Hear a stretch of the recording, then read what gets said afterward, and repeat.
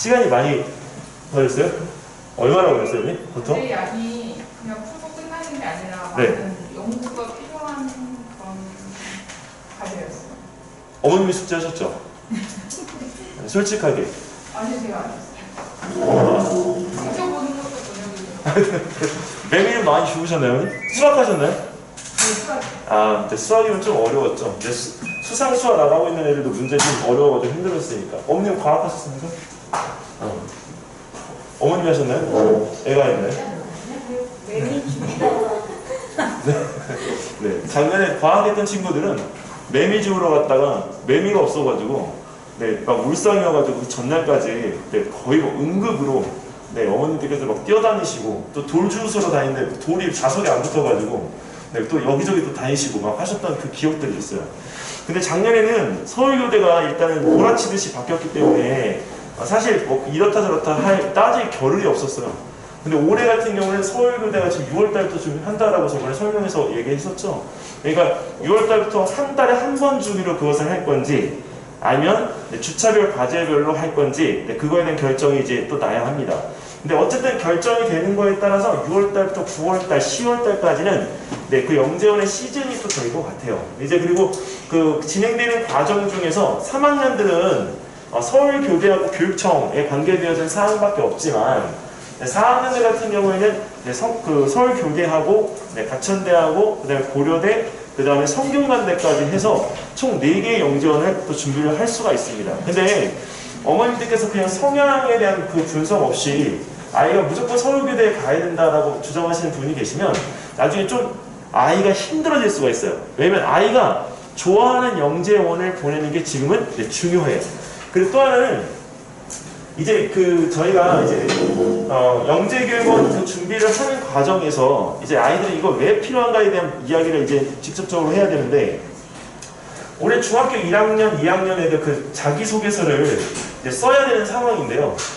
정말 어머니 생활기록부를 이제 필요로 해서 받았는데 아무것도 쓸 게 없어요. 근데 왜 그러냐면 상이 없어서가 그런 게 아니고요. 생계부에 상 노출 안 되도록 이제 나왔잖아요, 나이스에서. 그러니까 생계부 노출이 안 되는데 예전에는 상에 대한 수상 기록란이 있어가지고 생활기록부에 아이들이 수상 실적에 대한 부분을 어느 정도 가늠할 수 있게끔 돼 있었어요. 근데 지금은 그게 안 돼요. 그리고 이제 세특이나 행특이나 행동특성이나 이런 것들에 대한 부분들을 아이들이 이제 적을 때 거기에는 영재원 생활에 대한 부분이 적히는 게 아니라 어느 영재원에 몇 시간 이수했는지 그거 하나 적힙니다. 그리고 나서 영재원 생활기록부가 별도로 첨부가 돼요. 그러니까 이제 영재원에 대한 이 부분의 이슈가 중요해진 이유는 생활기록부에 대한 부분의 이슈가 상적인 부분이 아니고요. 얘가 추가적으로 무엇을 했는지에 대한 것을 제시할 수 있느냐 없느냐의 게임이 된 겁니다. 그러니까 나중에 영재부 쪽이나 과거 쪽에 관심이 있으신 어머님들께서는 그거에 대한 부분이 차이가 나기 시작하면 내 아이는 KMO가 있는데 뭐 올림피아드가 있는데 물론 중요하죠. 하지만 실질적으로 전체적인 영재성에 대한 교육을 받고 온 아이하고 그냥 공부만 하고 온 아이하고는 나중에 좀 많이 차이가 납니다. 자, 그러면 이제 오늘 설명회를 진행하면서 그 부분에 대한 이해들을 좀 도울 수 있는 이야기들을 많이 드리겠습니다. 2022년은 훨씬 더 강한 해입니다. 이 이유는 왜 그러냐면 2021년도에 올림피아드하고 같이 이제 이 수학과학에 대한 부분이 조인이 돼서 서울교대 영재교육원, 서울대 영재원, 그다음에 연세대 영재원까지 전반적인 거를 다 같이 준비를 했었습니다. 그래서 실적 자체로는 여기서 합치게 되면 합산으로 하게 되면 대치동에서 전무후무할 때 또 결과가 하나 만들어졌죠. 왜냐면 대학 후설만 해도 거의 한 100명 가까이 되니까요. 근데 이 부분에서 이 강한 이유는 수학에서 경시가 들어가고요. 그 다음에 또 과학에서는 융합이 들어가기 때문에 그걸 같이 아우를 수 있는 팀이 구성되는 게 굉장히 중요합니다. 영재원은. 근데 그 팀이 이제 결성이 됨으로 인해서 더 강한 힘을 갖다 우리 가질 수 있게 됐죠. 과학 같은 경우에는 오현 선생님, 조용구 선생님, 저 그리고 여기 이제 김희진 선생님이나 또 다른 선생님들이 오셔서 추가적으로 이 대학후설에 대한 것들의 진영을 갖추게 되어집니다. 선생님들에 대한 것들은 나중에 다시 한번 마지막에 안내를 드리도록 하겠습니다. 자, 일단은 여기서 영재원 보내고 싶어하는 이유하고 그 다음에 보내고자 하는 마음, 이유에 대한 어떤 목적성이 필요한데요. 제가 어머님 그냥 한 분 제가 여쭤볼게요. 어머님 혹시 어머님 저를 보세요. 이러면 나중에 면접 가서 곤란한 이유가 어머니 저를 영상이 녹화가 안 돼요. 저 목소리만 들어가요. 목소리만. 자, 우리 영재원에 보내시고 싶은 목적. 이 자리에 앉아 있는 게 원망스럽죠. 네. 자, 어머니 혹시 영재를 보내시고 싶은 목적 있으십니까?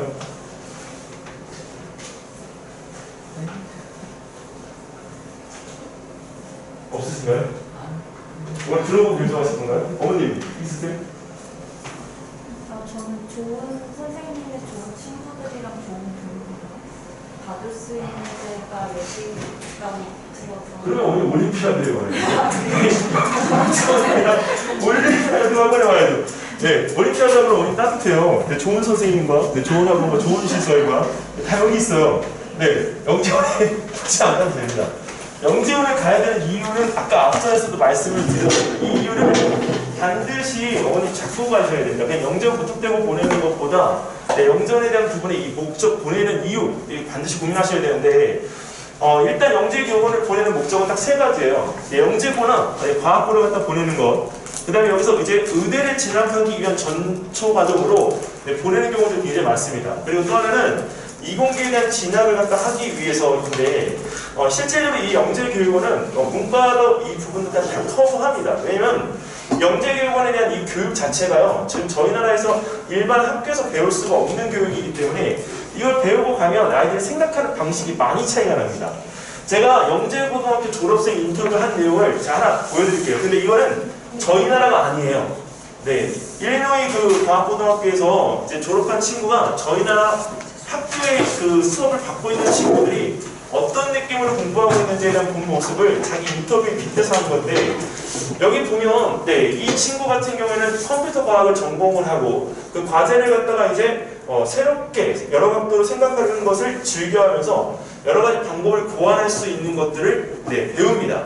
그리고 여기서 본인이 일반 학교를 졸업한 다른 학생과 자신이 매우 다르다는 것에 스스로 놀랐다는 경험을 인터뷰로 내용을 잡았습니다. 근데 이거는 저희 나라가 아니에요. 예, 미국에 있는 과학고등학교입니다. 근데 미국에 있는 과학고등학교의 이 친구가 저희 나라 과학고등학교에 졸업한 친구들하고 비슷한 얘기를 하고 있지 않나요? 예, 그러니까 이게 실질적으로 특성화에 대한 이 교육 자체가 아이들을 많이 바꿔놓기 때문에 그 전초 과정으로 배우는 영재교육원은 이런 생각들에 대한 부분들을 유하게 할 수 있도록 네, 해줍니다. 그리고 또 하나 이 친구가 본 영재고등학교 재학생들의 모습입니다. 근데 이걸 한번 보세요. 네, 결과 평가에 민감하고 큰 성과를 원하며 네, 그리고 타인을 의식하고 네, 그리고 또 보잘 때 또 딴짓을 하는데 대가에 민감하고 이거는 어느 학교에든지 다 있는 상황입니다. 근데 여기 밑에 보면 뭐가 있냐면 제일 좋은 게 매우 열심히여서 문제 해결 능력이 높다. 과제 집착력이 있어서 큰 문제에 대범하고 도전 정신이 있다. 사실 공부할 때 가장 큰 두 가지입니다. 어머님들이 지금 여기 앉아서 수업을 듣고 계신 이 자리에서 일반 고등학교 지금 학생들은 학원에 있겠죠. 네, 근데 용인외고 친구들은 방금 전 6시에 수업이 끝났습니다. 네, 학교 수업이 여기 6시에 끝났어요. 6시에. 그것도 줌 수업으로. 네, 차이가 많이 있죠. 근데 이 부분에 대한 것들을 왜 제가 말씀을 드리냐면 이제 그 실질적인 부분에서 열심인 건 좋은데요. 열심인 거의 방법이 많이 달라야 되죠. 그리고 그 열심인 거에 대한 방법을 갖다 배우는 건 학원이든 학교든 배우지만 실질적으로 폭넓은 자기 또래의 그 같은 레벨에서 많이들 배우게끔 됩니다. 애들이 가장 무서운 건 뭐냐면요. 1대1 교육에서 성장하는 게 무서운 게 아니고요. 1대 다수에서 다른 친구들이 무엇을 하고 있는지를 보고 빠르게 배워서 성장하는 게 정말 무섭거든요. 그래서 영재교육원을 보내는 거예요. 근데 영재교육원에 가면 정말 느리든 빠르든 가서 나중에 졸업할 때쯤 되면요. 수학이든 과학이든 아이들이 성장해서 졸업하는 것들을 어머님들이 직접 경험하실 수가 있어요. 근데 학원에 보내면 어머님 그 스트레스를 누가 받아요? 누가 받죠? 어머님이 받잖아요. 네. 어머니 스트레스 지금 받고 계세요? 많이 받아요? 학원이 어디예요? 올림피아드? 실장님? 네. 네. 근데 이 부분에서 여기 스트레스에 대한 부분의 근간을 왜 제가 이거 말씀드리면 스트레스를 받으시는 어머님들이 주기 때문에 그래요. 공부는 애들이 하는 거죠. 이게 되게 쉬운 얘기인데 참 어렵습니다. 근데 영재교육원은 그 쉬운 얘기를 직간접적으로 아이들이 할 수 있게끔 도와줍니다. 그래서 영재교원을 그렇게 보내려고 하는 거예요. 그리고 대학 부설이 그런 뉘앙스나 그런 분위기가 교육청 영재원보다 훨씬 셉니다. 근데 교육청 영재원에 대한 이 부분의 이슈가 만약에 관심이 없으면 학교에서 있는 영재 학급이라도 언니 꼭 보내세요. 왜? 교육청보다는 영재 학급이 훨씬 더 좋기 때문입니다. 그래서 우리가 항상 잡을 때 교육청 영재원보다는 영재 학급, 영재 학급보다는 대학 부설 이렇게 놓고 봅니다. 자, 그리고 여기 있는 이 부분에서 얘네들 같은 경우 볼 때 저희가 사회적으로 원하는 게 팀워크를 갖다가 정해서 일사불란하게 무엇에 대한 어떤 결과를 위해서 노력하는 모습들을 갖다가 원해요. 근데 그것들이 이런 영재원, 영재고에서 이루어지는 그 루트에 아이들의 수업 내용에, 아이들의 과제 수행에 모든 것들이 다 들어간다는 겁니다. 자, 이게 좋은, 나쁜 이야기로 시작했던 것 같은데 사실은 영재고등학교를 가야 되는 하나의 이유가 되어버리죠. 자, 여기 영재교육원에 적용되는 영재교육 프로그램에 대한 어떤 기준을 갖다 말씀을 드릴 텐데 사실 저희가 GED 프로그램에 대한 부분을 갖다가 보고 있지만 GED라고 하는 부분에 대한 것들을 이용하면서 한 번도 이런 내용들을 보시는 경우는 없는 것 같습니다. 일단 국가 영재교육 프로그램에 대한 기준은 초중학교 과학에 대한 개발 목적이 영재성 발달 지원하고요. 또 하나는 연계성과 체계성을 갖다 구축하는 게 하나의 목적입니다. 자, 그리고 적절한 평가를 갖다가 우리가 기준을 정하는 건데요. 이 사실 적절성에 대한 평가에 대한 부분은 아직까지도 주관적인 부분들에 대한 것들이 많기 때문에 사실 이 부분에 대한 것들은 모호합니다. 자, 근데 이 프로그램에 대한 부분에서 여기 뭐가 들어가냐면 기술공학적인 부분과 학문적인 개념이 들어갑니다. 근데 이 기술공학적인 부분에 대한 것들을 지금은 학교에서 선생님들이 그 코딩이라고 하는 부분에 대한 것을 메이크라고 하는 이 프로그램으로 방과 후 또는 학교 그 컴퓨터 시간에 이런 부분들에 대한 것들 일부 적용을 하고 있습니다. 근데 앞으로는 이 과정에 대한 부분 자체가요, 나중에 고등학교 과정에 녹아나기 때문에 사실 지금 현재 초등학교 과정에서 5학년 학생들이 저는 꼭 코딩을 배울 것을 저는 권장합니다. 왜냐면 5학년이 지나고 나서 중학교 가서 코딩 배우기가 참 쉽지 않습니다. 이유는 머리가 그때부터 조금씩 다쳐요. 그래서 5학년 때 내 코딩을 배우면 수학도 늘죠. 왜? 코딩은 수학입니다. 수학. 그래서 어머님들께서 정보영재원에 보내시고 싶을 욕심이 있으시다면 수학을 정말 열심히 시키셔야 돼요. 근데 그런 부분에서 우리가 컴퓨터를 열심히 시키는 것보다 수학이 먼저 선행되어지고 나서 컴퓨터를 시키는 게 지금은 컴퓨터 학습의 흐름입니다. 그리고 나중에 컴퓨터에 대한 부분들을 놓고 보실 때 얘네들 같은 경우에는 중학교 2학년이 되면요 정보 과목이 있습니다. 그 또 하나 고등학교 2학년이 되면 정보 과목이 또 있습니다.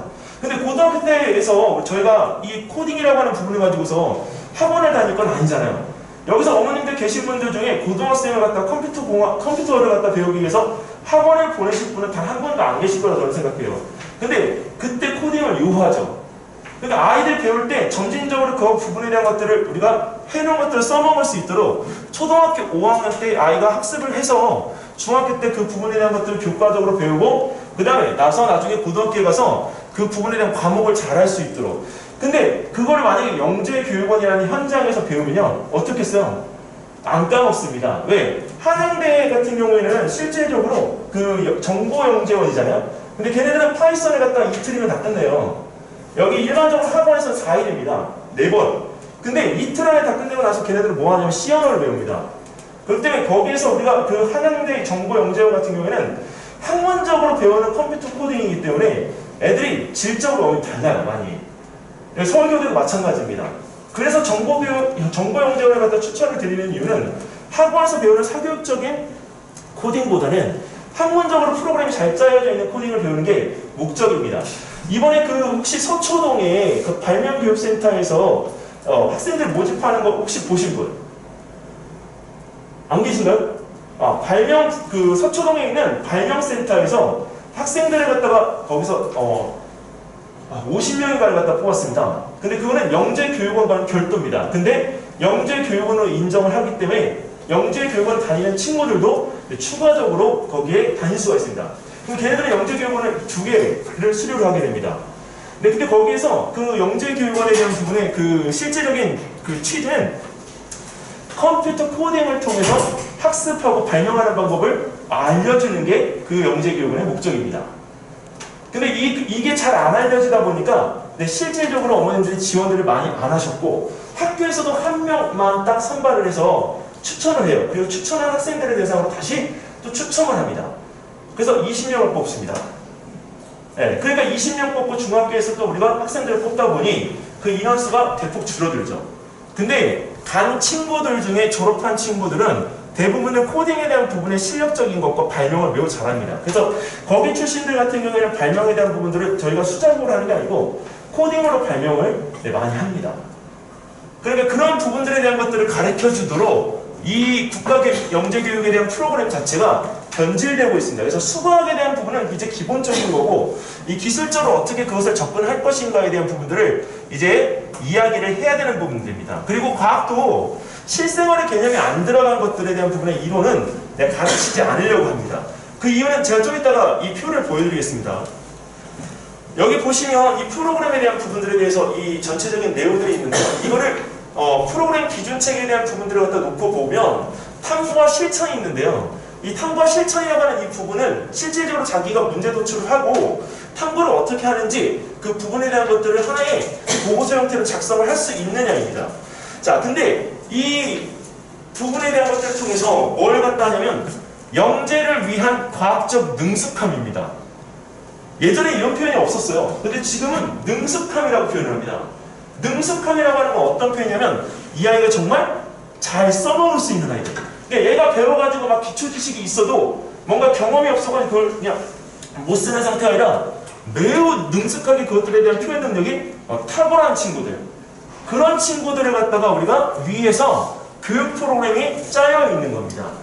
자, 여기서 보시게 되면 예전에는 이 과학적 개념이 여기까지였어요. 근데 지금은 어떻게 되냐면 탐구와 실천에 대한 부분들이 들어가 있고 그리고 또 하나 여기서 우리가 수준별에 대한 교육이 들어갑니다. 그리고 마지막에 가서는 무엇을 하냐면 과학적인 능숙함을 갖다가 위해서 융합적 역량이라는 부분으로 수학, 과학, 코딩 이 세 가지를 같이 가르칩니다. 그리고 지금은 초등학교 3, 4학년에서 그냥 끝나는 게 아니라 3, 4학년에서 배운 내용들을 5, 6학년으로 그리고 5, 6학년에서 배운 내용들을 중학교 1학년, 2학년에서까지 연계되어지도록 학습 프로그램들이 짜여져 있습니다. 그래서 영재교육원의 흐름을 한번 타기 시작하면 보통 중학교 1학년, 2학년까지 학생들의 영재교육에 대한 부분을 하게 되어지죠. 사실은 중학교에서 이렇게 우리가 2학년까지 사사과정까지 우리가 받은 아이들은 고등학교에서 가장 원하는 아이들입니다. 근데 얘네들 같은 경우는 수업이나 이런 것들이 굉장히 안정되어 있습니다. 왜 안정되어 있냐면 수업을 듣는데 전혀 불편하지 않아요. 이 회전 능력이 많이 빠릅니다. 그리고 어머님들이 제일 걱정하시는 것 중에 하나가 탐구 보고서 우리가 이번에 자유탐구 보고서 5페이지 쓰도록 되어 있잖아요. 근데 그 5페이지 쓰는 거를 얘네들은 2시간, 3시간 다 써요. 예. 네. 그러니까 그 짧은 시간 동안에 그거를 해소할 수 있을 정도의 능력에 대한 부분을 배워간다라고 하는 건 아까 말씀드린 뭐냐면 과학적인 능숙함입니다. 그런 것들을 갖다 하도록 애들이 영재교육원에서 일반적으로 그냥 과정 듣고 끝나는 게 아니고 과정에 대한 부분을 끝내서 사사과정까지 가서 중등과정에 대한 부분까지 연계되어질 수 있도록 해주는 게 중요한 하나의 포인트가 됩니다. 그래서 영재교육원에 간다라고 하는 부분에 대한 목적성을 가지신 어머님들은 초등과정까지 그냥 내가 어떤 이력 딱지를 가지기 위해서 영재교육원을 보내는 게 아니라 초등학교에서 중학교까지의 영재교육원의 연계성을 가진 교육을 시킬 목적으로 보내야 된다라고 하는 게 지금의 영재교육원의 흐름입니다. 네. 예전에는 저희가 5학년 때 서울교대 가면 1년만 다닐 건데 뭐하러 가냐 이렇게 하잖아요. 근데 그게 아니고 5학년 때 가서 중학교 때의 흐름을 타고 중학교 때까지 가서 사사과정까지를 끝내야 되는 게 가장 큰 중요한 포인트라는 겁니다. 이해되시나요?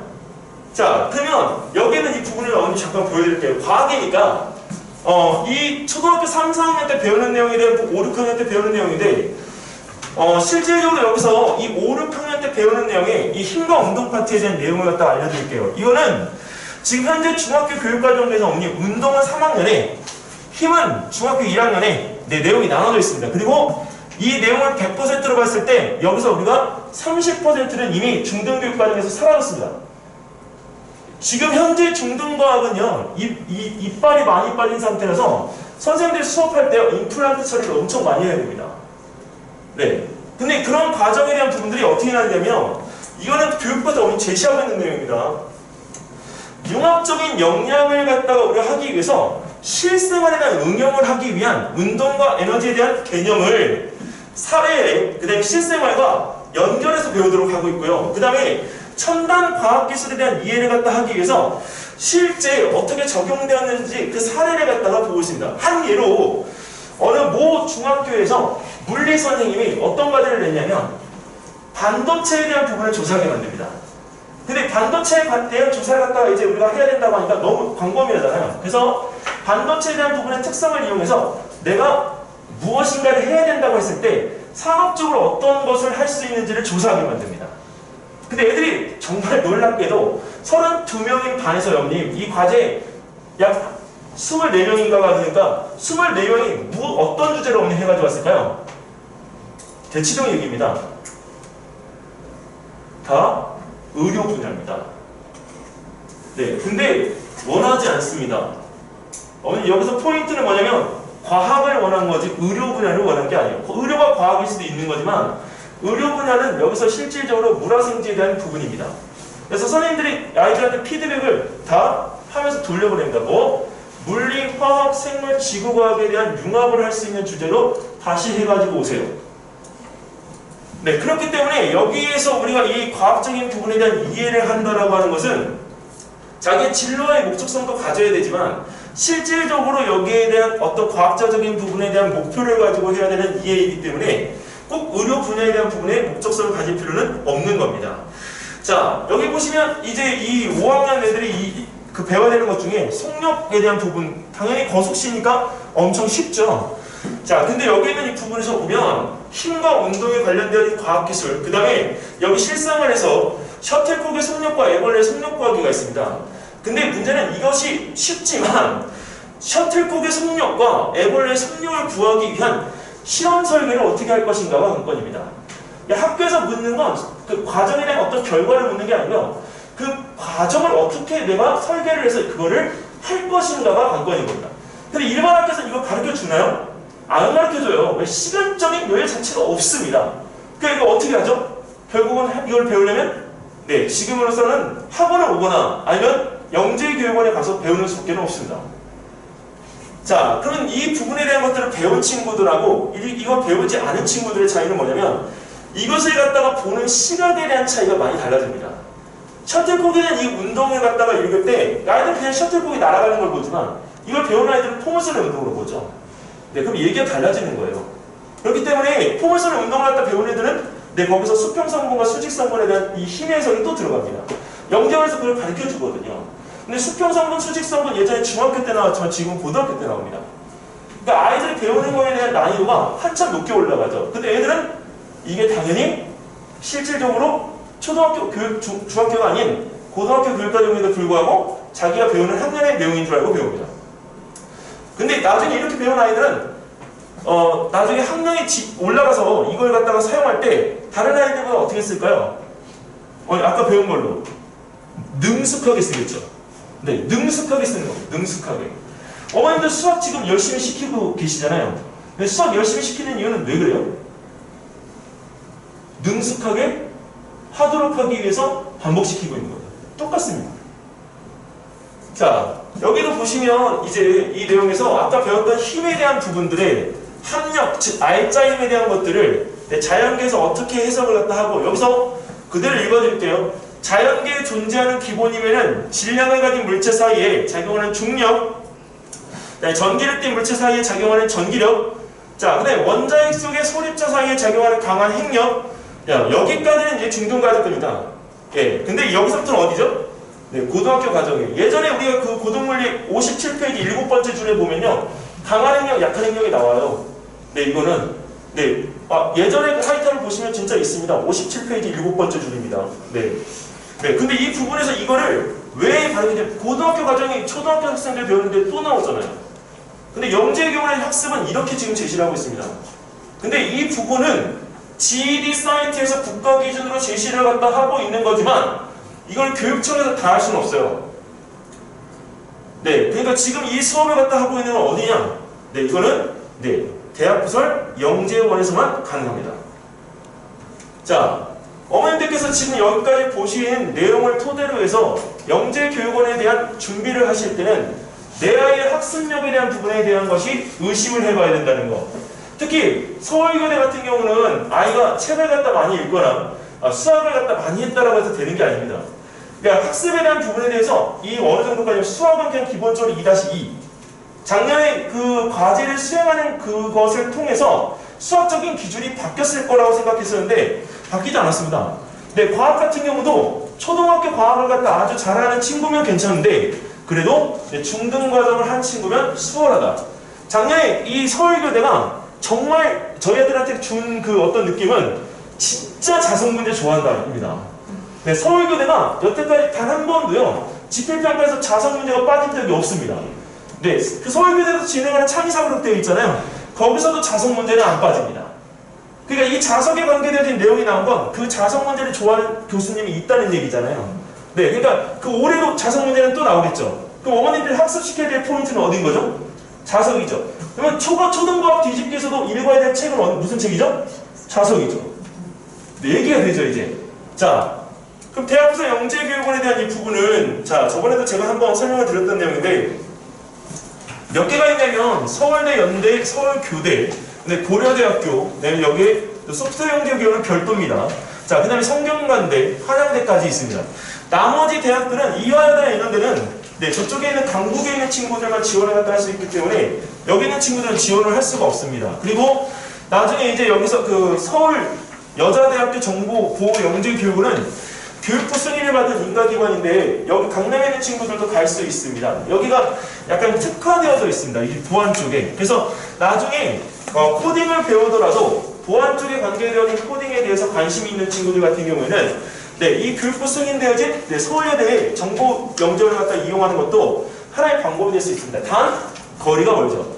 자, 그리고 이제 이 영재원들을 나열을 해드렸을 때 어머님들께서 한 가지 제가 부탁을 드리는 건 영재교육원을 갖다가 선택하는 데 있어서요 거리가 멀어서라는 말을 안 하셨으면 좋겠습니다. 네, 왜 그러냐면 분명히 자기 아이가 네, 주도적인 학습을 하는 아이인데 네, 학습적인 아이로 판단이 돼서 네, 서울교대 쪽에 치중하는 경우들이 있습니다. 근데 자기 주도적 학습 능력이 뛰어난 아이들은 네, 고려대 영재교육원이나 네, 성균관대 영재교육원을 저는 추천을 드립니다. 성균관대 영재교육원은 쉬워요. 왜? 거기는 서류 전형이 통과가 되면 면접 가서 보면 되고 네, 서류 전형이 통과 안 되면 네, 면접 본다, 안 본다는 것 뿐입니다. 네, 그래서 여기서 이 부분에서 이거 할 때 영재교육원에 대한 내용 자체가 이렇게 많이 있음에도 불구하고 어머님들께서 가셔야 되는 부분들이 다 어디로 초점을 맞춰져 있냐면 네, 서울교대 쪽으로 초점이 맞춰져 있죠. 네, 그러니까 실질적으로 이 서울교대 영재교육원이 모든 게 다인 줄 아십니다. 아닙니다. 자, 여기 보실까요? 네, 서울대, 서울교대, 연대, 고대, 한양대, 성균관 있는데 이 학습 성향은 네, 여기 2014년도 대치동에 들어와서 만난 아이들 대상으로 해서 네, 지금까지 간 아이들의 성향을 분석했을 때 네, 이 지금 선행에 대한 부분들이나 자기주도적 학습 능력, 독립적인 성향, 창의적인 성향, 경험이 많은 아이들까지 판단을 했을 때 이런 성향을 띠는 친구들이 가야 될 영재교육원의 이 어떻게 보면 표시입니다. 서울대 같은 경우는 서울교대하고 거의 일맥상통이에요. 단지 뽑는 학년만이 다를 뿐입니다. 근데 서울교대 같은 경우는 선행학습도 있어야 되고 자, 근데 독립적이어야 되고 자, 근데 또 하나는 여기 경험이 많은 아이들 근데 학습에 대한 경험이 많은 아이들은 네, 서울교대 쪽을 치중해서 가는 게 맞습니다. 그리고 연대 같은 경우에는 자기 주도적 학습 능력이 좋아야 되면서 독립적인 성향이 굉장히 강해야 됩니다. 이런 아이들 같은 경우에 나중에 대부분 이제 영재고나 과거 쪽에 대한 이 방향으로 바뀌기 때문에 연세대 영재교육원에서 영재고나 과거를 진학하는 네, 경향이 굉장히 많습니다. 실제 합격률이 60에서 70%가 됩니다. 네, 서울대보다 높습니다. 그리고 한양대 같은 경우에는 선행학습 지수가 있어야 되는데 왜? 수학 때문에 그렇습니다.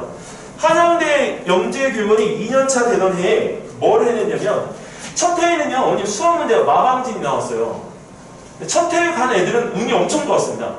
왜? 근데 뽑아놓고서 보니까 애들이 뭘 못하냐면 따라오질 못해요. 코딩을 못 따라오고 이유가 뭐냐? 수학의 진도가 너무 느려요. 그래서 첫 해에는 이 반을 분반을 했을 때 그 하는 이 끌고 가는 선생님들이 피곤하다, 힘들다 이 얘기가 계속 나옵니다. 두 번째부터는 뭘 했느냐? 수학의 문제 라인으로 확 올려버렸죠. 그러니까 애들이 어떻게 되죠? 걸러지죠. 그래서 수학에 대한 부분들이 중3 과정 이상으로 끝나 있는 경우에는 한양대 정보영재교육원에 대한 부분을 한번 해보실 거를 저는 권고드리고 싶습니다. 그리고 성균관대 영재교육원은 이 고려대학교하고 거의 비슷하지만 고려대하고 차이점이 있다면 성균관대는 어떤 특정한 주제를 대상으로 해서 코딩과 아두이노와 VR을 이용한 교육을 합니다. 올해는 미세 플라스틱입니다. 근데 이 고려대학교는 발명과 정보와 수학과 과학을 융합시켜줍니다. 근데 얘네들의 목적은 고려대는 끝날 때 졸업생들이 수학의 수1까지 마무리 짓고 내보내주는 게 이 영재교육원 원장님의 모토예요. 수학이 굉장히 세지겠죠? 근데 얘네들의 가장 큰 장점은 뭐냐면 자율적인 부분에서 자기주도적 학습으로 수원을 끝낸다는 겁니다. 그것도 학원에서 배우는 내용이 아니라 뭐죠? 학문적으로. 그러니까 수학이 정통파로 배우는 겁니다. 그러니까 실제적으로 이 수학에 대한 부분에 대해서 강점을 가질 수밖에 없어요.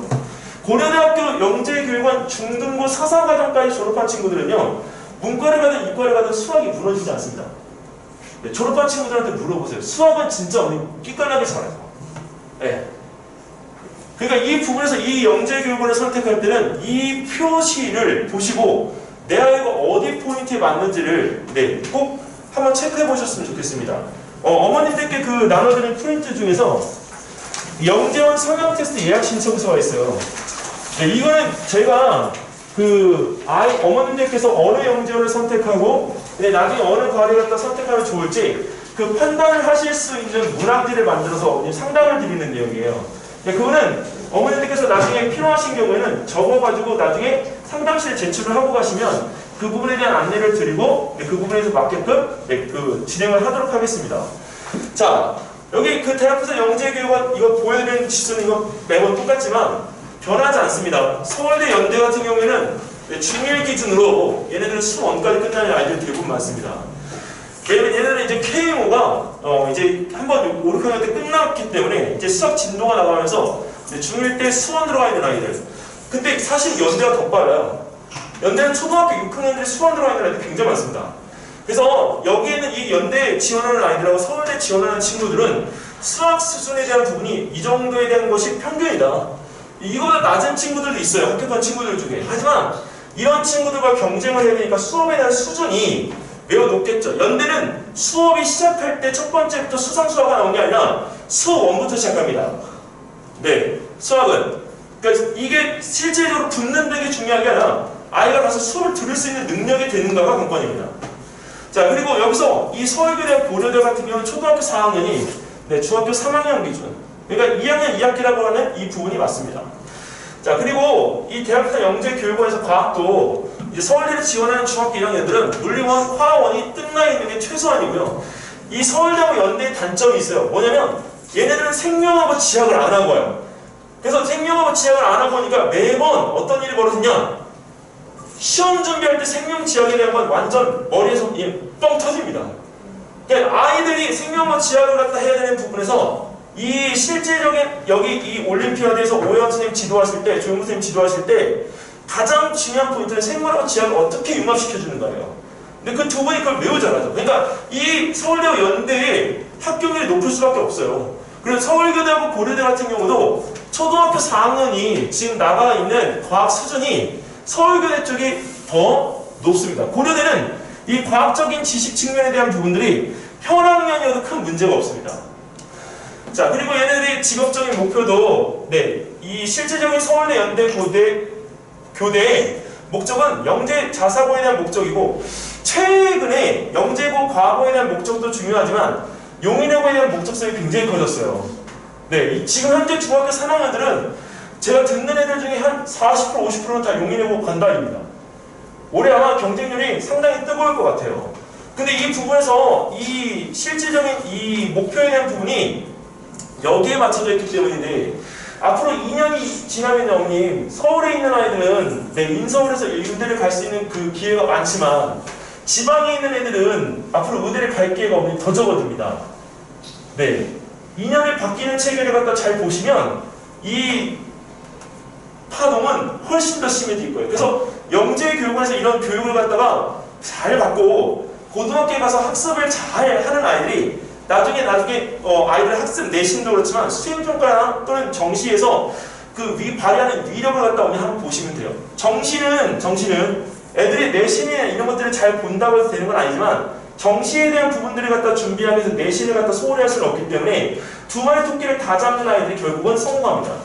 근데 그만큼의 학습력을 가질 수 있는 거는 어릴 때부터 학습에 대한 내용이 다양하게 접해서 경험을 가지고 있는 애들밖에 없어요. 자, 여기서 우리가 이 하나를 보여드릴게요, 형님. 작년에 고려대 영재교육원 마지막 인터뷰 내용입니다. 이거는 어머님들 드린 그 프린트물 자료가 없습니다. 네, 그러니까 이거는 사진에 찍어줘도 되는데 작년에 그 아이들의 관찰주에 대한 면접으로 나왔던 게 뭐냐면 공유경제가 뭐냐 이런 거예요. 공유경제. 근데 사실 이 공유경제에 대한 부분에 대해서 이 질의를 어떻게 해석을 갖다 하는가가 관건인데 이 준비해준 친구 같은 경우에는요 공유경제에 대한 정의를 갖다 통해서 본인이 무엇을 갖다가 정의를 이고 할 수 있는지 그 역할을 본인이 설계할 수 있도록 이걸 정해주고 갔어요. 근데 그 내용이 100% 적중을 해서요 아이가 공유경제에 대한 부분을 본인 스스로가 설계를 해서 설명할 수 있었던 겁니다. 네, 그러니까 면접을 볼 때 그냥 공유경제가 뭐다 정의를 갖다 물어보는 게 아니라 이걸 통해서 너희가 뭘 할 건데 이걸 통해서 어떻게 적용을 할 건데 이렇게 질문들을 해줘야 되기 때문에 실질적으로 고려대 영재교육원 같은 경우에는 이제 앞으로 면접은 면접이 아닌 주제가 나옵니다. 주제가. 그래서 주제에 대한 학습을 갖다 하고 가야 면접에 대한 부분을 확실하게 잡을 수가 있습니다. 자, 그리고 이 브릿지 과제 전형으로 지금 바뀐 서울고대 영재교육원 같은 경우에는 과제 수행이 아니라 수행한 과제에 대한 평가로 지금 바뀌었습니다. 자, 여기 보시면 이제 얘네들 같은 경우에는 작년에 1차 시 때 나왔던 내용인데요. 이거는 어머니들 그 자료에 실지를 못했습니다. 왜냐면 저작권이 있는 부분이기 때문에 여기서만 제시하고 이거는 뺄 겁니다. 나침판을 갖다 관찰하고서 나침판을 이 실제적으로 조작하는 거, 나침판의 모양을 갖다 관찰하는 거 어떻게 할 건가. 근데 작년에 제가 이걸 갖다 준비 같이 하면서요. 숙제를 도와준 게 아니라 저 나름대로 그냥 제가 학생이라고 생각하고 학생들에게 가이드를 했어요.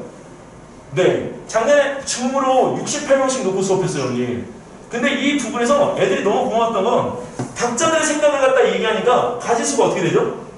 많아지죠? 그게 영재원 수업이에요, 형님. 영재원 수업은 실질적으로 어느 한 시각으로 보게끔 되어지면 절대 답을 찾아낼 수가 없습니다. 자, 그래서 이 부분에 대한 수업을 한 PPT 자료예요. 그래서 실제 자석에 대한 부분에 대한 것들에 대해서 여기 제시되었던 내용들을 설명하고 그 내용에 대한 부분들을 아이들에게 학습한 내용입니다. 이게 아이들한테 숙제를 도와준 게 아니라 그 활동을 통해서 아이들이 무엇인가를 갖다 정보를 얻을 수 있게끔 공부를 먼저 시킨 거예요, 공부를. 그리고 나서 뭘 했을까요? 나침판에 대한 부분을 갖다 관찰한 거를 이렇게 제가 직접 한번 해봤어요. 네, 그리고 그러니까 애들이 이걸 갖다 하죠. 그리고 또 하나는 나침판 관찰을 갖다 하는데 뭐 이미 알고 있는 사실도 있지만 이 활동지에 적어볼 때 어떤 걸 갖다 적어봐야 될지는 안 나와 있거든요. 근데 관찰을 해야 되니까 촉감, 만져도 보고 모양도 보고 그때 모양도 볼 때 비스듬히도 보고 위도 보고 아래도 보고 그리고 재료는 뭘로 쓰이는 거야? 재료와 플라스틱으로 쓰인 것도 있지만 새로 된 것도 있습니다. 자, 그리고 바늘의 색깔은 또 어떻게 되는가? 이거 왜 제가 물어봤냐면 바늘 색깔이 우리가 N극과 S극이 다르잖아요. 근데 두 가지 색깔이 칠해져 있는 것도 있지만 N극만 칠해져 있는 것도 있거든요. 그리고 요새는 자석이 녹색인 것도 있어요. 그래서 이런 부분들에 대한 것들을 이렇게 해서 보고 실제 과제를 한 내용입니다.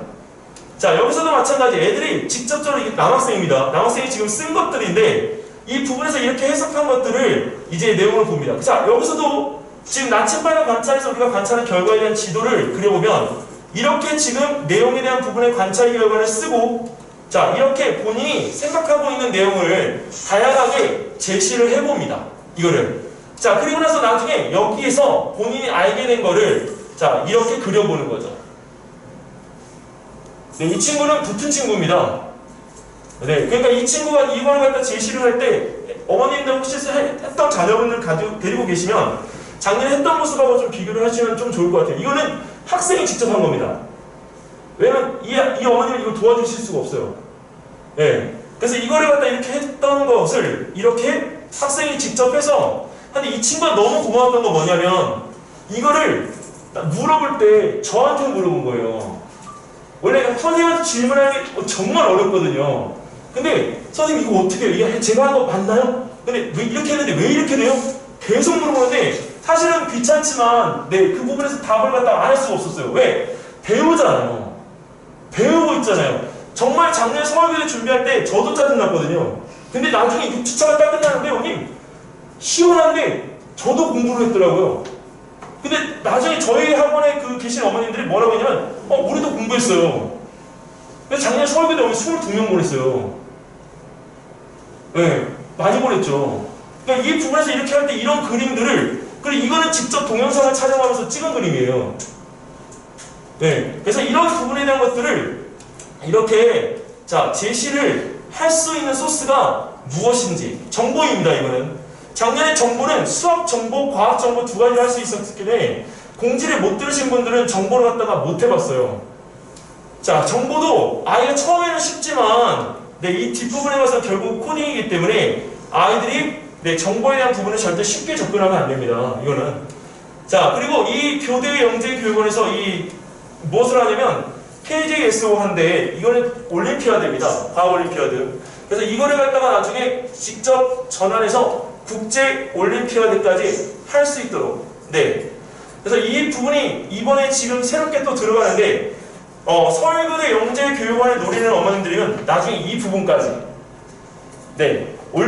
중등 화학대회, 중등 물리대회가 아니고요. 여기 과학 올림피아드. 이거는 어디까지 가냐면 국제올림피아드까지 갑니다.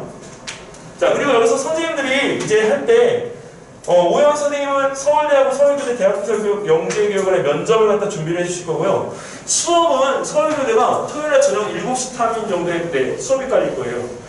그리고 오영환 선생님의 가장 큰 장점은 전체적인 융합이 다 가능한 겁니다. 보통 대치동에서 선생님들이 수업을 하실 때 물리면 물리, 화학은 화학 이런 것들을 한쪽 과목에만 치중하시는데 선생님들 융합이 다 되어지시고 서울대 영재교육원에 합격생을 낸 만큼 서울교대 영재교육원에도 그 영향을 충분히 하실 수 있습니다. 선생님의 장점은 독서입니다. 그리고 조영호 선생님은 영재교육학 박사예요. 협동교육학 박사이기 때문에 실질적으로 여기서 이 부분에 대한 수업들이 지금 진행될 때 창의력쌤의 저자이기도 하면서 창의력에 대한 이 부분들을 학생들하고 같이 수업을 하고 수 있는 분입니다. 근데 조영호 선생님이 무엇을 잘하시냐면요. 영상, 수업에 대한 이 진행 이런 것들을 매끄럽게 잘하세요. 아이들이 높낮이에 대한 부분들을 맞춰주시기 위해서 엄청나게 많은 노력을 하십니다. 여기 지금 토요일날 오후 4시라고 되어 있는데 이거 제가 잘못했습니다. 1시부터 4시까지 열리는 그 수업에 대한 내용이 여기 잡혀져 있습니다. 실제로 안재범 선생님 교재에 창의 사고력 100제 다음으로 많이 팔리는 교재가 창의력쌤입니다. 그래서 그 교재 저자가 와서 직접 수업하는 거니까 어머님들께서 그 부분에 대한 것들을 놓고 봐주시면 될 것 같습니다. 그리고 저는 아직 시간 미정이고요. 왜? 주말에 수업이 너무 많아서 아직은. 그리고 여기서 저는 이번에 연대하고 서울교대만 할 겁니다. 그래서 이렇게 해서 전체적으로 지금 진행할 때 이 부분들에 대한 것들을 어머님들께서 보시고 도움을 받으시면 좋을 것 같고요. 그리고 나중에 끝나고 궁금하신 점은 청교섭 부원장님 설명 끝나고 나서 그 진행을 또 같이 하면 될 것 같습니다. 감사합니다.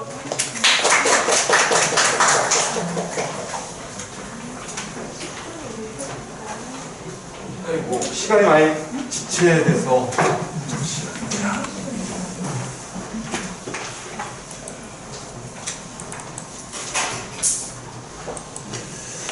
안녕하세요. 청교섭 부원장입니다.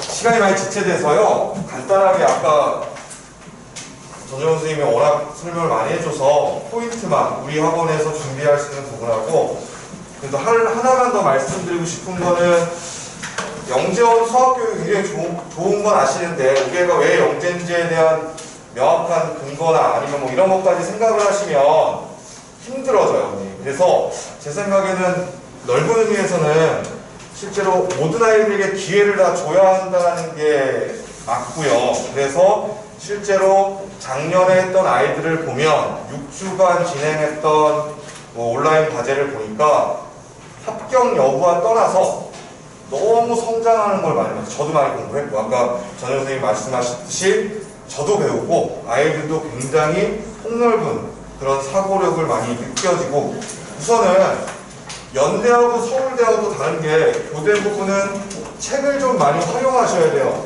그러니까 예를 들어서 이번에 6월달부터 시작해서 만약에 한 달에 한 번씩 과제가 나온다고 하면요, 아무래도 문제 풀거나 간단한 조사, 그리고 자기의 생각을 적는 것보다는 좀 더 높은 난이도, 많은 시간의 분량이 필요할 것 같아요. 그래서 뭐 설계라는 것도 적용이 되지 않을까 생각이 들어서 저희도 준비를 좀 열심히 한번 해보려고 합니다. 자, 우선은 많은 걸 준비했는데 설명을 드리기가 좀, 또 저희 8시에 또 설명이 있거든요. 그래서 20분 정도만 간단하게 하고 또 질의응답도 받아야 되니까 그렇게 진행하도록 하겠습니다. 네, 뭐 영재교육 얘기는 이거만 할게요.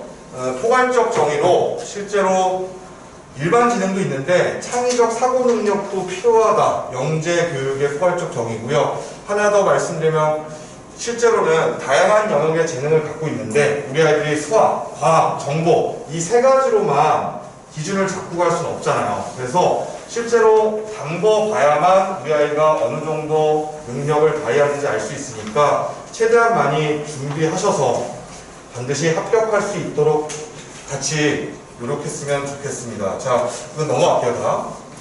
네, 이거 넘어가고 저는 어차피 수학 공부가 제일 중요하다고 생각하는 사람 중에 하나죠. 수학 선생님이니까. 그래서 수학 공부는 어차피 엉덩이예요. 근데 그 부분에서 실제로 영재원을 다니는 친구들이 그게 잘 돼요. 아까 말씀하셨던 1대 다. 여러 아이들의 의견들이 내 귀에 다 들어오고 내가 듣고 해석하고 판단하고 그러면서 성장하는 실력은 정말 무시할 정도로 실력이 높아져요. 그리고 엉덩이를 기르는 데도 굉장히 도움이 많이 된다. 그리고 또 한 가지는 이 부분인데 다 들어보셨던 얘기니까 한 가지만 정확하게 얘기할게. 저희가 선행 공부를 많이 시키고 경시나 입시를 많이 하거든요. 그때 대부분의 아이들이 논리적 사고랑 분석적 사고를 배워요. 저희한테. 대부분 아이들이 그 이상을 저희가 가르쳐주기는 어려운 상황이고, 그래서 실제로 영재원에서 도움을 받는 건 실제로 창의적 사고나 통합적 사고를 좀 더 엿볼 수 있지 않을까. 물론 책을 통해서였으면 좋겠어요. 예전에 한 학생이 저한테 위상책을 들고 왔어요. 초등학교 5학년 아이가 서울대 사사반인데 그 위상책을 갖고 와서 교수님이 이 책을 읽고 본인의 생각과 일부분을 실제로 논문은 아니죠. 독후감이 되겠지만 알아서 본인의 해석을 하시오 했는데 도움을 요청하더라고요. 그래서 일정 부분 설명을 막 해줬는데 아이가 제 설명만 들었겠어요? 부모님 설명, 교수님 설명, 그리고 친구들과 같이 발표하면서 들었던 설명, 그것들이 융합되면서 나중에 한 일주일 지나서 수업을 듣고 과제 처리가 다 됐을 때 와서 저한테 다시 설명해 주더라고요. 선생님, 제가 아는 부분은 이런 거예요. 그런 아이가 됐으면 좋겠고요. 그래서 실제로 분석적 사고라는 게 결국은 전체적인 수학이란 과목 이 안에서 나무 하나하나를 다 따져보는 거예요. 이걸 문제 해결력으로 보시면 어떤 거냐면요. 실제로 문제가 조건들이 여러 개 있으면 그 중에 특정 조건들을 하나하나 다 해석하셔야 돼요. 저희는 그것들을 먼저 가르쳐야 된다고 생각하고, 이런 부분에서 올해 영재원 시험도, 교대 영재원 같은 경우도 그런 형태로 나올 것 같아요. 그리고 실제로 통합적 사고 하나만 말씀드리면 이 부분은 이제 그렇게 하나하나 분석할 수 있는 능력이 되면 그 다음엔 어떻게 해요? 그것들을 모아서 하나의 숲을 만들어야 되겠죠. 그래서 실제로 문제를 해결하는 능력같이 이렇게 보시면 될 것 같아요. 자, 이건 넘어가고, 네, 이것도 실제로 뭐 의사결정과 언어가 수학이 이제 필수가 되는 AI 시대가 왔다. 뭐 신문기사 한번 보여드렸고요. 네, 여기까지 하고 이제 서울교대, 연대, 그리고 서울대 말씀을 좀 드릴게요.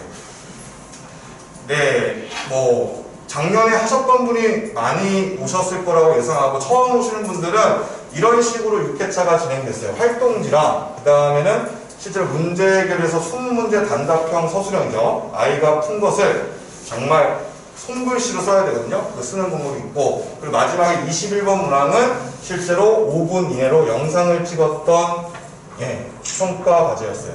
이거 보시면 될 것 같고, 그래서 활동지 포인트를 좀 말씀을 드리면 실제로 수업 참여도와 과제 수행 능력을 평가하는 거라서 실제 활동지 같은 경우는요, 영상을 보여주는 게 많고요. 영상이랑 네이버에서 수학 365이라는 그 위키백과 사전처럼 어떤 특정 수학 주제에 대해서 내용들이 담겨져 있어요. 근데 되게 함축적으로 담겨 있고 기본적으로 용어를 아이들이 다 해석하기가 어려워요.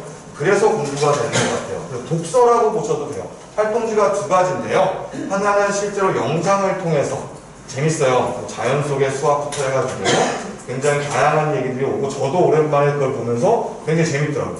아이들이 그걸 느끼고 그걸 해서 조사를 좀 하는 거예요. 조사하고 실제로 활동하거나 설계할 수 있는 상황이 왔으면 좋겠는데 그럴 상황까지는 아니었고요. 거의 일주일밖에 안 되는 상황이었고 그 다음에 실제로 과제 집착력에 대한 평가는 문제 해결에서 드러나는 것 같아요. 근데 물론 거기에 명시된 게 뭐냐면 60분 동안 21문제를 풀어야 돼요. 이제 누구도 60분 동안 풀 수는 없었을 것 같아요. 그 정도로 아이들이 실제 3학년, 4학년, 5학년 아이들이 제 시간에 풀 수 있는 분량은 아니에요. 그래서 결과적으로 보면 그래서 최대한 과제를 본인이 할 수 있도록 해서 준비를 시켜서 그 과제 제출했는데 실제 떨어진 아이들이 있었어요.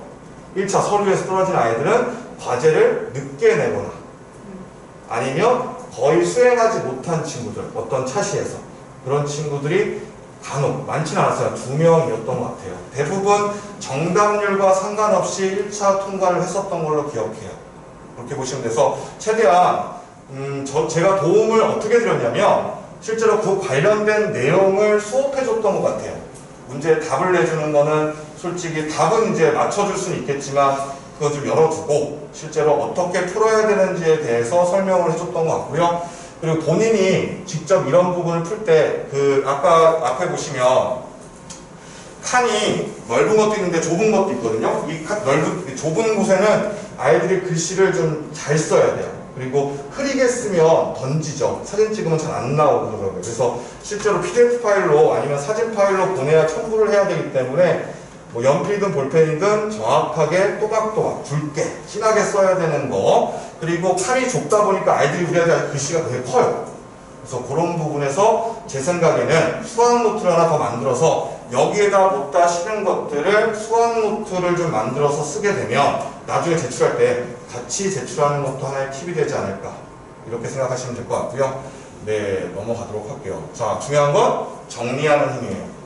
실제로 문제를 빠르게 푸는 것도 좋지만 논리적 서술하고 그리고 정확하게 푸는 과정을 기술하는 게 이번 온라인 과제의 핵심이었던 것 같아요. 그때는.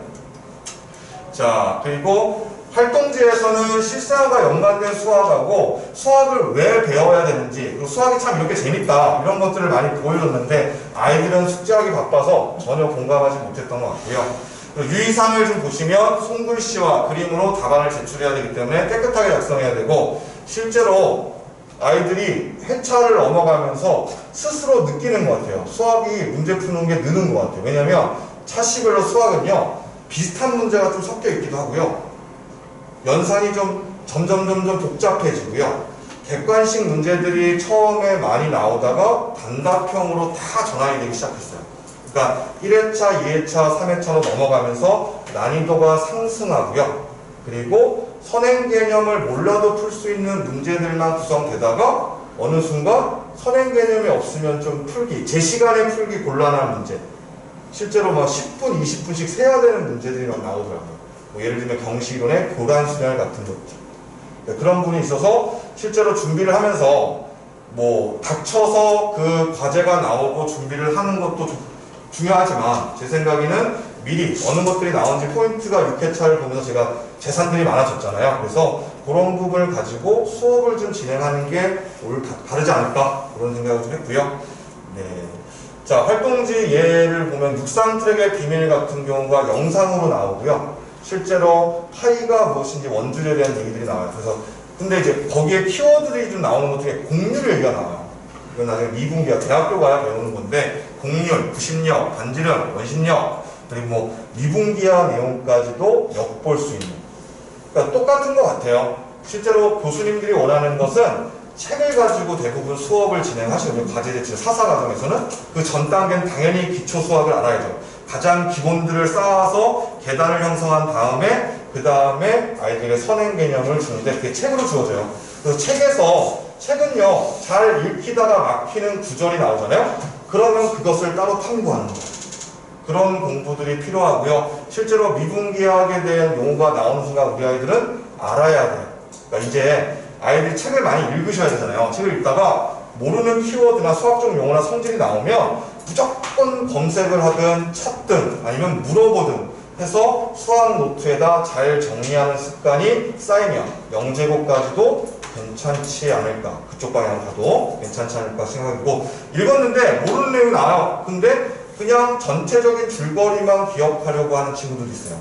잘못 읽는 방법이에요. 시간을 좀 들어도 모르는 건 밑줄 치고 그 다음에 그 내용을 반드시 확인할 것, 어떤 식으로도 확인해야 된다. 이게 필요할 것 같아요. 그래서 활동지에서도 그런 것 같아요. 영상을 쭉 들으면서 귀에 잘 들리다가 딱 어떤 키워드에 막혀요. 그게 뭐지? 그러면 그것에 대해서 고민하고 찾아야 돼요. 근데 실제로 이번 작년 활동지에서는 그런 키워드가 너무 많았어요. 애들은. 그렇다면 어떻게 해야 돼요? 모든 걸 다 해결할 수는 없지만 일부 귀에 잘 들어오지 않는 아니면 관심이 생긴 키워드에 대해서 열심히 알아보고 탐구해 보는 게 활동지였던 것 같아요. 만약에 기간이 많이 늘어난다면 모든 것들을 다 찾아봐야 될 것 같아요. 그리고 실제로 수학 설계 내용까지도 나오지 않을까. 한 달 정도의 분량이 된다면. 일주일 안에 해결하기는 어렵고요. 그렇게 보시면 될 것 같아요. 자, 그 다음에 이제 활동지 사례 두 번째가 수학 365일이라는 그냥 네이버에 나오는 글이에요. 그래서 피자 정리에 대한 얘기인데 이것은 경시에서도 많이 써먹어요. 영재고에서도 이것을 응용해서 문제로도 저희 예상 문제로도 많이 만드는 문제들이거든요. 그래서 읽으면 참 재밌어요. 아이들이 별거 아닌데 내용은 별거 아닌데 이렇게도 생각할 수 있겠구나 라는 접근이에요. 창의적인 생각이나 어떻게 보면 내가 알고 있는 기존의 내용을 변형하거나 뒤집어 깠을 때 알아차릴 수 있는 내용이라 생각보다 이런 것들을 공부하는 건 매우 중요해요. 그래서 제 생각에는 여러분들 자녀분들이 대부분이 다 학원을 다니시잖아요. 아니면 본인이 자기 주도적으로 뭔가 선행 공부를 하고 있잖아요. 거기다가 플러스 이런 공부가 있었으면 좋겠어요. 그러면 선행에 탄력이 붙을 거예요. 그렇게 보셨으면 좋겠어요. 자, 그리고 작도에 대한 얘기들이 잠깐 언급이 됐었어요. 자, 그 다음 문제 해결 포인트는 아까 말씀드렸으니 간단하게 차시별 난이도가 상승했다. 객관식이 줄어들고 단답형이 증가했다. 이러면 아이들이 피로감을 굉장히 많이 느껴요. 자, 그리고 다양한 풀이 방법을 요구한다. 그래서 아이들이 칸이 있으면 답이 아이들이 어떤 친구는 그냥 두 줄 만에 답을 내기도 해요. 그 정도로 쉬운 연산부터 있으니까. 그래도 칸을 최대한 빽빽하게 쓰자고. 물론 저희의 예상을 빗나갔죠. 그렇게 열심히 성실하게 시간을 들여 했던 친구들과 그렇지 않은 친구들의 변별력은 당연히 없었어요. 하지만 우리는 기간이 넓잖아. 기간이 굉장히 예를 들면 5달 가까이 되니까 그 기간이면 충분히 과제평가까지 가능하지 않을까. 그땐 바로 얼마 되지 않은 기간으로 1차 선발을 해야 됐기 때문에 이번에는 6월부터 시작한다면 이런 다양한 풀이 그리고 과제 집중력 그리고 칸을 빽빽하게 채우는 것까지 얘기를 해야 되고 아까 얘기했던 21번 문항이 동영상 촬영이었잖아요. 그것도 팁을 좀 이따가 말씀드릴게요. 실제로 아이가 직접 설명하는 것을 영상을 찍어서 보내야 되는 상황이죠. 자, 이 문제가 아마 3차시 문제였던 것 같은데요. 나방진 비슷한 문제였어요. 이때까지, 그 전까지는 아이들이 어려움을 별로 안 느끼다가 요거부터 이제 느끼기 시작하더라고요. 그래서 제가 그냥 대표를 뽑았고요. 자, 무엇을 써야 할지 미리 대본을 만들고요. 그리고 설명이 꽤 논리적이어야 되고 마지막으로 어떻게 영상을 찍을 때 한 번에 쭉 찍지 마시고 영상을 끊어서 찍어도 상관없잖아요. 그래서 합치면 되니까 끊어서 요 부분 딱 대본을 좀 써서 미리 연습하고 찍는 게 좋겠죠. 그게 어차피 자료로 남는 거니까. 그렇게 해서 영상을 그냥 한번 풀어봤으니까 한번 진짜 실제처럼 한번 그냥 진짜 어떻게 보면 준비 없이 한번 찍자 이거보다는 연습하고 말하는 연습, 논리적인 표현 방법 그리고 쭉 설명을 단계를 좀 나눠서 보통 이제 수학 문제 풀 때 1단계, 2단계, 3단계 최종 결론 이렇게 얘기를 한다면 1단계 찍고 잠깐 끊었다가 정비하고 제대로 찍었는지 확인하고 그러면요 뭐가 좋아지는 줄 아세요? 아이가 좋아져요. 그러니까 이게 이 과정이요 평가라기보다는요 아이 스스로 굉장히 성장할 수 있는 방법이에요. 스스로 자기가 이 문제를 설명하고 그것을 자기가 보는 거예요. 이보다 좋은 학습이 어딨겠어요. 그래서 굉장히 좋은 부분이라고 생각이 들어요. 자, 그래서 답도 내드렸고요. 자, 서울대, 연세대 부분이 아직은 먼 얘기이실 수도 있는 부분이 아직 뭐 내년 혹은 내후년의 일이기도 한데 어떤 성향인지를 말씀을 좀 드리고 싶어요. 작년에는 코로나로 인해서 모두 다 면접, 원래 서울대 시험 본다고 끝까지 하시다가 중간에 뒤집었어요. 그래서 결국은 면접을 봤는데 서울대 같은 경우는 논문 형태, 서울대나 연대나 논문 사이즈가 교대랑은 좀 차이가 많죠. 100자가 아니라 500자 이상이에요. 그래서 실제로 면접은 자소서를 기반으로 평가했고요. 서울대 같은 경우는 자소서에서 나오는 수학과 탐구 내용들을 가지고 질문하고 질의응답하는 시간이 있었고요. 연세대는 실제로 수학 문제를 물어보셨어요. 실제로 풀어볼 기회를 줬었어요. 그렇게 진행됐었고 올해는 시험을 본다는 가정하에 작년기 아닌 재작년 기출을 가지고 어느 정도 이런 문제들이 나오는 것을 보여드리도록 할게요. 자, 서울대 영재원 문제가 4문제가 나왔는데 첫 번째 문제는 연립방정식과 통계 파트의 평균 내용이고요. 실제로 우리 아이들이 이 정도 문제를 해결하려면 중학교 1학년 과정까지만 아셔도 돼요. 물론 문자를 여러 개 써야 되니까 중2, 중3 선행까지는 해야 되는 기초 문제였고요. 그래서 실제로 풀이 과정을 잘 정리하는 게 더 중요했지 문제를 못 풀지는 않았을 것 같아요. 어느 정도 준비를 했다면. 자, 두 번째 문제부터 이제 이게 보통 우리 아이들이 이 문제를 풀 때 직관적으로 해석해요. 이럴 것 같다, 저럴 것 같다, 아니면 실제로 세거나. 근데 이게 원래는 나중에 보면 대학교에서 이상수학 내용이에요. 답을 제가 내드렸고, 실제로 아이들은 경로를 다 하나하나 따져보는 훈련을 했을 거고요. 이게 실제로는 정리가 있어요. 그래서 그래프 이론에서 따온 거다. 그래서 실제로 이 내용은 제 생각에는 앞으로 영재원에 가서 배워야 될 내용인 것 같아요. 그러니까 니들이 이런 문제를 풀고 들어왔잖아. 그게 원래는 이런 이론이 있었어 라는 얘기로 풀어갈 것 같아서 냈던 것 같아요. 그러니까 실제로 서울대 영재에 가면 이런 부분까지도 공부를 할 것 같고요. 그 다음에 4번 문제였는데 이게 어떻게 보면 정보랑 좀 많이 유사해요. 규칙성 찾기 문제고요. 실제로 우리 아이들이 선행이 좀 된 친구들은 수험까지 된 친구들은 저만식으로 문제를 풀었던 문제예요.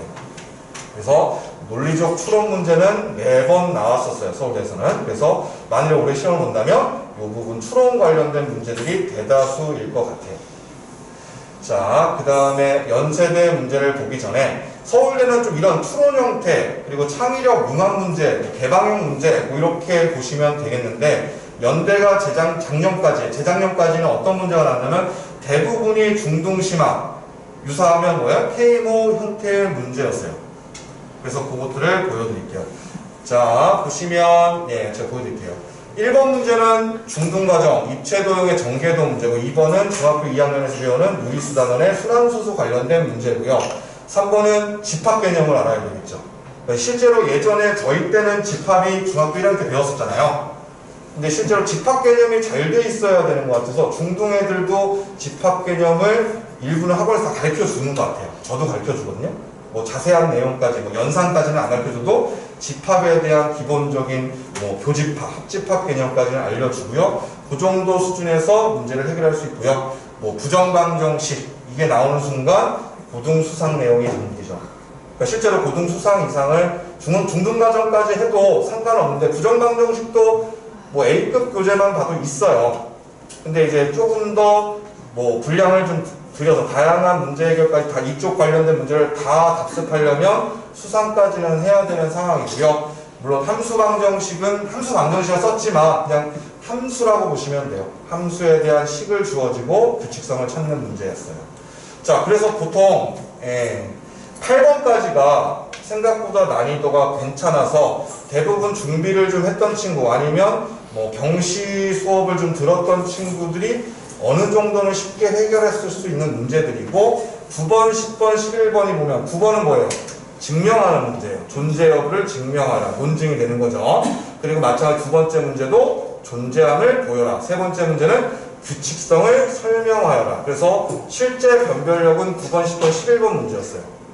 그래서 내용을 좀 보면 10번은 비둘기집 원리였고요. 11번이 실제로 보시면 요 1번 A 문항을 딱 보는 순간 이게 재밌는 문제예요. 3하고 그러니까 소수에 대한 규칙이거든요. 딱 보시면 보이세요? 자, 맞추신 분에게 좀 선물을 드리도록 하겠습니다. 2는 뭘까요? 뭐 7은 뭘까요? 이런 건데 A가 아니구나. A는 어려워요. A는 어렵고 B가 쉽네요. B가 뭘까요? 소수에 대한 규칙성인데 3하고 2의 차 맞죠? 그리고 3하고 5의 합 그 다음에 뭘까요? 7하고 5의 차 그리고 7하고 뭐가 될까요? 11의 합 그러니까 소수들을 두 개씩 묶어서 차합을 진행하는 문제. 생각보다 되게 들으시면 쉬울 것 같지만 이것을 알아내는 친구가 드물어요. 소수 1부터 50까지 소수를 달달달 외우고 있는 친구들이 되게 많죠. 웬만하면 이게 1부터 50 사이에 어떤 게 소수가 아닌지는 분명히 판단이 되는데 이런 규칙을 찾는 게 어렵죠. 이런 문제가 나왔어서 아이들이 굉장히 어려움을 느꼈어요. 그래서 이거는 풀이까지도 정리를 좀 했었는데 9번 문제는 실제로 정답이 최대 최소가 존재하지 않으네요. 판단하죠. 아이들은 무조건 답을 내려고 할 거예요. 어떻게 하든 답을 내려고 끌어와서 말도 안 되는 억측을 해서 최소값이 뭐다 혹은 최대값이 뭐라고 할 건데 답이 없어요. 이런 문제가 나오기도 했고요. 자, 비둘기지 원리인데요. 솔직히 이렇게 길게 쓰는 건 논리적 서술형에 쓴 거고 대부분은 두 줄 만에 써요. 아이들이. 두 줄 만에 답을 내고요. 그렇게 부담되지 않는 비둘기지 원리 내용만, 개념만 명확하게 이해하고 있는 친구라면 부담이 안 됐었는데 모르는 친구는 어려웠겠죠. 그리고 세 번째 문제 중에 11번 문제 중에 두 번째가 연속하는 소수의 차와 합 반복이다. 제가 볼 때 1번은 뭐 아이들 시켜서 풀려고 하지 마세요. 이거 오류 났어요. 제가 풀어보니까 숫자 하나가 복기가 잘못됐어요. 그래서 이거는 풀지 않는 그 억지로 만들어낸 건데 이건 아닌 것 같아요. 네. 자, 그 다음에 수학 프로그램 간단하게 설명드리고 최대한 5분 안에 마무리하도록 하겠습니다. 자, 저희 영재교육원 대비 수학 선생님진인데요. 우선은 저희 대표 원장님 김찬영 선생님 같은 경우는 서울대를 주력하실 거예요. 그래서 당장 서울교대에서 같이 준비는 안 하실 거고요. 저 같은 경우는 서울교대랑 서울대 연대 다 같이 수업을 진행할 거고요. 그리고 팀장님은 서울대 연세대, 그리고 이은 선생님, 황근호 선생님, 우순희 선생님, 이주영 선생님. 저희 선생님들은 아시죠? 여기 저희 수업 듣는 어머니들 많으신데 실제로 입시까지 하시는 선생님들이에요. 그러니까 어쩌다 보니 초등 아이들하고 같이 열심히 하고 있지만 실제는 고입을 주로 하는 선생님들이고 경식 차트 담당하시는 선생님들이라서 뭐 수업 부분에서는 충분히 아이들과 잘 진행을 할 수 있을 것 같아요. 자, 그 다음에 서울교대 프로그램 안내는 아직 공지가 안 나와서 확정은 못 드리는데 중가이드에서 아까 여기 과학 파트에서도 중수업 준비하신다고 해서 저희도 준비를 하고 제가 할 거예요. 그래서 실제로는 가이드 실제로 저희가 완벽하게 아이들은 앉혀놓고 숟가락을 떠먹이진 않을 거예요. 아까 말씀드렸듯이 적어도 거기서 나오는 개념들을 가르칠 거예요. 아이가 어디선가 배워야 되잖아요. 책을 통해서든 검색을 하든 누군가에게 물어보고 알아내서 자기 걸로 소화해서 그것을 과제로 내야 되기 때문에 어딘가 배워야 되니까 그래서 그 내용들을 설명할 수는 있을 것 같아요. 절대로 뭐 부정행위는 아닌 거죠. 그러니까 열심히 공부를 해야 되니까 알아야 되는 내용이고 그리고 과제가 공지되면 이틀 안에 여러분 어머님들 이제 불편하시지 않게 최대한 빨리 준비해서 중가이드 수업을 진행하도록 하고요. 과제 필요한 아까 전에 말씀드린 수학적 성질이나 개념을 정리하는 수업 형태로 말씀을 드릴게요. 그렇다면 이제 그런 문제가 있어요. 문제 해결은 어떻게 할 거냐? 문제 해결 같은 경우에서 필요한 개념들 있잖아요. 그러니까 공부를 시킬 생각이에요. 실제로 거기서 나온 아까 말씀드린 교란순열 문제가 나왔어요. 그럼 아이들한테 이렇게 얘기하죠. 얘들아 이거 그냥 풀어도 풀 수 있잖아. 근데 얼마나 걸릴까? 10분 이상 걸려요. 그죠? 그것은 그러면 10분 이상 스스로 풀어보는 게 먼저고 두 번째는 이런 개념을 이해한다면 조금 더 쉽게 풀지 않을까. 그러니까 필요에 의해서 선행 공부를 하는 방향으로 아이들한테 제시를 좀 할게요. 그리고 온라인 과제 수업, 대비 수업은 아까 말씀드린 작년의 데이터 그리고 그 전의 데이터들이 계속 누적된 데이터가 서울교대 영재원에서 아이들 인재상 있을 거 아니에요. 아이들 뭘 좀 준비가 된 친구들을 뽑고 싶다. 그런 데이터를 통해서 적어도 뭐 마방진 주로 나오는 마방진 규칙성과 함수 개념, 방정식들, 연산들 이런 것들을 뭐 주말 특강 형태로 수업을 진행하면 미리 좀 과제 수행을 과제가 나오고 공지가 나오고 열심히 푸는 건 아이들이 하는 게 원칙이에요, 형님. 그리고 그 전에 아니면 그 동안에 같이 공부할 수 있는 주제를 설정해서 공부를 하도록 하겠습니다. 그래서 그리고 또 하나는 기본적으로 연산이 늦으면 안 돼요. 그러니까 연산을 좀 스피드 있고 정확하게 푸는 훈련을 수업에 같이 녹이면 이 과정, 이 5개월 동안 같이 서울교대 영재원 준비하는 이 과정에서 분명히 의미가 있고 남는 의미가 있겠죠. 아무래도 이렇게 보시면 될 것 같아요. 자, 서울대 연세대 수학 프로그램은 작년하고 비슷하게 작년에 하다가 2회차 하다가 멈췄거든요. 그래서 서울대는 실제로 규칙을 통한 확장, 그리고 도형의 탐색, 문제 이해, 사항적 풀이, 그리고 조합기하라는 내용, 염색법이 항상 나오기 때문에 이 부분 활용, 그리고 설계 파트 이렇게 준비를 했고요. 연세대 같은 경우는 추론 문제나 그리고 아시겠지만 대수 문제, 기하 문제 분명하게 나오는 것들이 있어요. 그리고 또 종합적인 사고가 필요하겠죠. 아까 말씀드린 11번 문제 같은 경우, 또 비둘기지 원리 같은 경우들은 대부분 추론, 규칙성에서 많이 다루기 때문에 그렇게 수업하고 실제로 실전 모의 수업을 좀 많이 할 거예요. 근데 간혹 이제 뭐 들리는 얘기, 아직 결정된 건 아닌데 연대가 시험을 안 볼 수도 있어요, 선생님. 만일에 그런 상, 서울대도 마찬가지겠죠. 그렇게 시험을 안 보게 된다면 자소서가 매우 중요하게 될 것 같아요.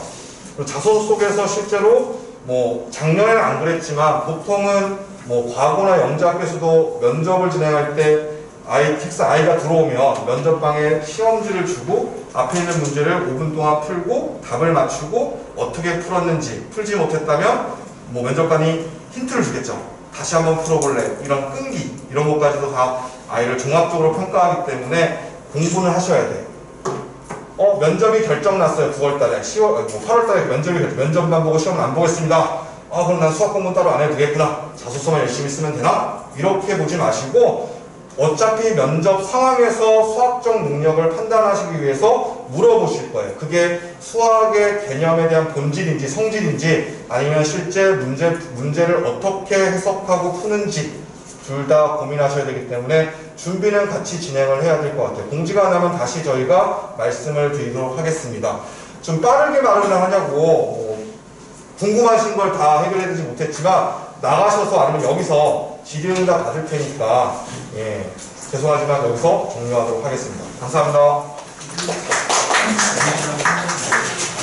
그 질의응답은 302호에서 하도록 하겠습니다.